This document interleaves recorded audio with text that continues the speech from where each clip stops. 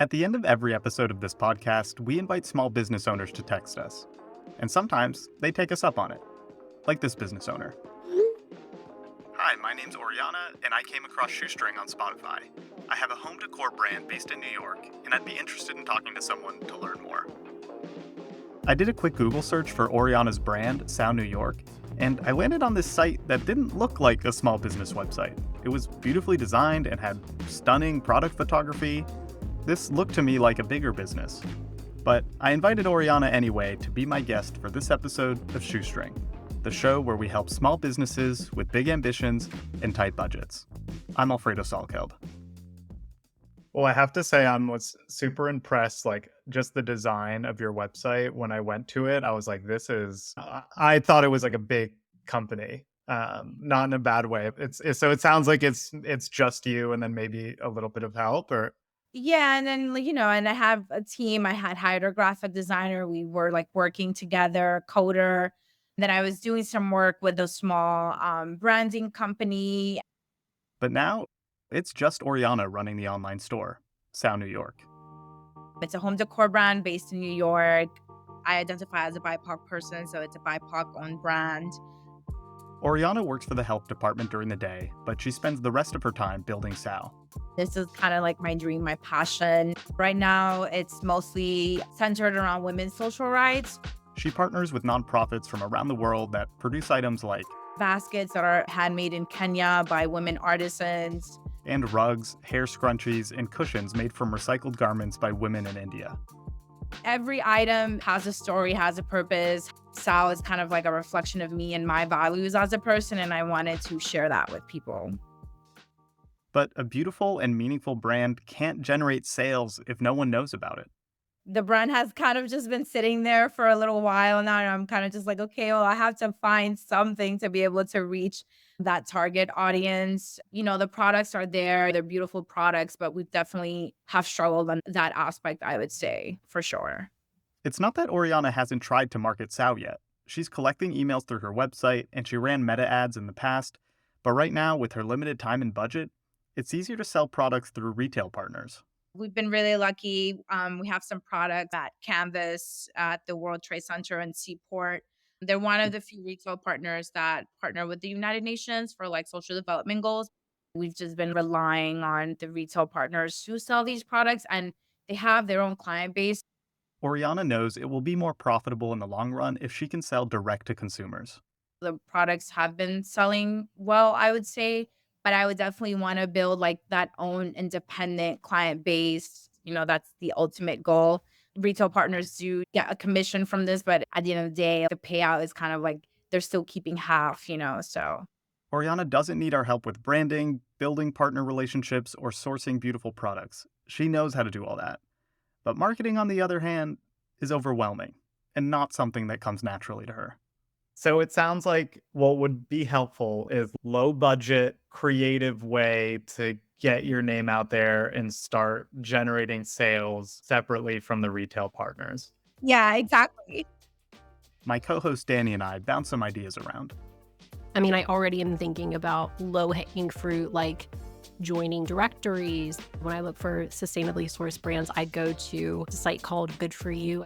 Another low-hanging fruit would be she should have a list of the retailers. I also think it's a trust signal to show that people actually are carrying her stuff.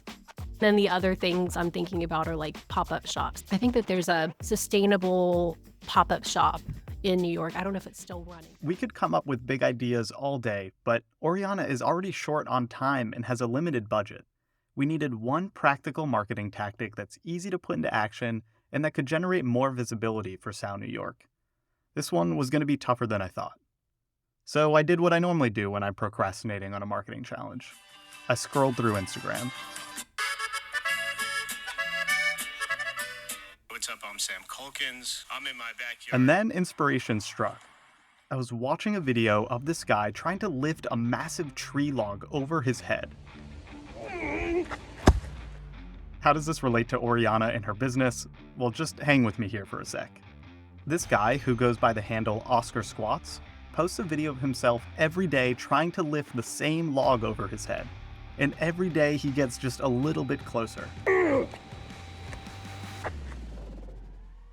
Oscar's videos are a somewhat silly example of a marketing concept called building in public. It's all about sharing a transparent, behind-the-scenes look at your life or how you run your business. You're giving people a reason to root for you. This building in public approach has helped a lot of companies. Take the Asian noodle brand Omsom, for example. Its founders Vanessa and Kim share behind-the-scenes videos about things like how their new product launches perform in stores. We just finished a 90-day challenge with a national grocery chain. Did we crush it or did we crash out? So our Asian noodle company got into the Sprouts Foragers program last year. In 2023, Omsom's revenue was reported to be $3.7 million. And recently, they shared the story of how they sold their business. People think mergers and acquisitions is a super sexy transaction in suits and boardrooms. But for us, it started at a coffee shop in Tribeca. After following Building in Data public Quick's has also worked for Melody Lim, the founder of an eco-friendly candle brand called Mala. Melody documents the highs and lows of growing her business on Instagram and TikTok. This is the story of how I got fired from my 9-to-5 for having a side hustle and then turned that side hustle into a 7-figure candle business, all from my parents' basement. Hi, I'm Melody, and I'm It may not be founder the right of- strategy for every brand, but in Oriana's case, it's a free and relatively simple way to share Sao's brand story. But Oriana had some reservations about the idea. I have spent money previously working with like small branding companies, and it was just utterly exhausting because at the end of the day, I was still the one that had to go and pack the orders and send them out, and then also record the content that they needed for like social media. And it was exhausting. I just couldn't keep up with so many things, you know? Um, so I'm facing that burnout a little bit. I totally get it. I'm not running Sao New York, and so this is just an idea as an outsider, right? But it's clear that from your website and from your product photography, like you have a super high attention to detail and to the visuals of things and making sure that everything like looks beautiful because that's the brand you're building. You even see that on your social. I think if you let go of your standard of the visual a little bit on social, and it was just like, I just need to get something out today, I actually feel like a lot would happen. Like if you committed to it for 2 months. And, not to say it's not work, right? Like you still have to think about what should I post. So we thought a little bit about like, could we provide her with a framework to help brainstorm ideas? The framework I came up with is called CHEW. CHEW. It's an acronym for the types of behind-the-scenes content you can share, starting with C for challenges. And it can be something really big, like building the website, incorporating an LLC, or it could be really small, like here's an insight that a lot of people don't get into being an entrepreneur. H for highlights, like, hey, I just got our products into a new store. E for education, things you're learning along the way. And lastly, W for worries and wishes. So you could say something like, hey, this month I'm trying to sell 1 scrunchie every day. That's my goal. And hey guys, I just put money into these Facebook ads. I'm not sure if it's going to work. But I think letting people into that behind the scenes and you're telling the story versus leading with the product, I think there's like all of these little micro stories that you're sitting on that are super interesting that can be told through social. My hope was that this CHEW framework would make it easy for Oriana to think about what to post, but it doesn't solve the issue of actually making the content. She told me about her past experience trying to leverage social with the help of an agency. It got super exhausting for me to be able to just like keep up with like recording the content, turning that over to them, approving it, and then taking pictures of things. Like I couldn't keep up with it. I was so vexed on, like the beautiful content and what's going to be put out there. It's a home decor brand. Like it has to look aesthetically pleasing. My advice here was something that the business influencer Gary Vaynerchuk, love him or hate him, talks about often. Why don't you think of it as documenting instead of creating? Make a documentary instead of a feature film, and then you don't have to think at all. No matter how you feel about Gary Vee, he has a point.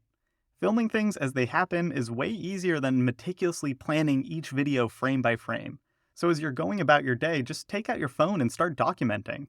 Instead of thinking, I need to plan out all of my posts for this month and set aside a whole day to film, you can just turn to the content you've already collected and turn it into stories using the CHEW framework. Look for challenges, highlights, educational moments, wishes, worries that you can share with your audience. And if you're still stuck on ideas, don't be afraid to open up ChatGPT. How much do you use ChatGPT? Like, have you played around with it at all? I don't have no idea what you're talking about. I'm sorry. ChatGPT? You've never used ChatGPT? This is the first time I am hearing about this, actually. Oh my gosh, this is blowing me away. I'm gonna change your life right now. Okay, I'm gonna pull it up. You can see this, Yes, yeah? I see. Amazing. Okay.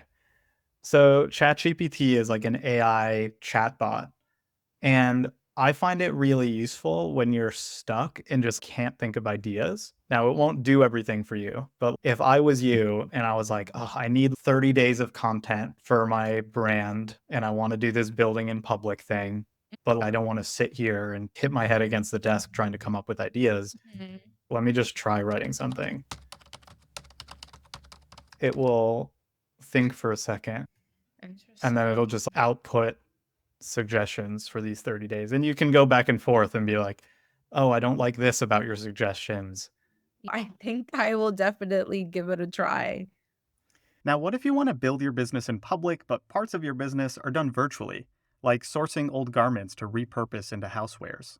When it comes to sourcing, because people are far away, it's engaging more in like emails and exchanging and picking out colors and things like that. How is one able to kind of talk about that process where you're not having like the physical curation in person? I think in like our wildest dreams, you'd be able to show yourself with the person who's stitching the stuff and you're like walking with them. But that's not like how businesses really are. Like a lot of times they are virtual and over email, and it's okay to like just show your thought process. If you need to show your computer and look at all these emails I had to send just to be able to add this one product to my website, like I think that kind of realness is cool. You could also be sitting on a goldmine of building in public content. Just remember, you don't need flashy or highly polished content to get started. Take out your phone and start recording parts of a business that not everybody gets to see. Soon you'll have a collection of content that'll have people rooting for you. We're already rooting for you. So text us at 954-419-3657. We read every text, and if we think we can help, you could be featured on an upcoming episode of Shoestring. If you liked this episode, it would mean a lot if you left us a review. Shoestring is a podcast by Cinch, the customer communications cloud. We create products that make it easy for businesses of any size to reach their customers by text, email, phone call, or pretty much any other channel you can think of. Shoestring is written and edited by me, Alfredo Salkeld, and Danny Henyon. Thanks for listening.